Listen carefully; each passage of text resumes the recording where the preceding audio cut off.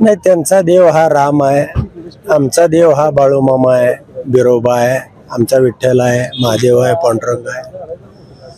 त्यांचं म्हणणं आहे की फक्त एकच देव हा देशामध्ये आहे आणि दुसरे जे देव आहेत त्यांना आता मतासाठी बाळूमामा सुचले.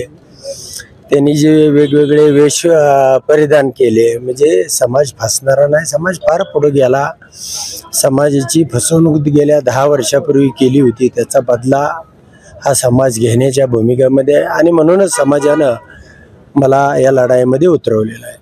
साहेब, तुम्ही देव त्यांचा एकच आहे म्हणताय, तर नेमकं कोणता देव आहे आणि त्या देवाचा त्यांचा एक वेगळा घोषवाक्य पण देखील वेगवेगळ्या मतदारसंघात पाहायला मिळत आहे.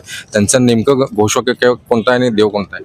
नाही, त्यांचं घोषवाक्य हेच आहे, आमच्या पार्टीमध्ये आला तर तो राम आणि आमची पार्टी सोडून गेला की तो दाऊद, असं त्यांचं घोषवाक्य आहे.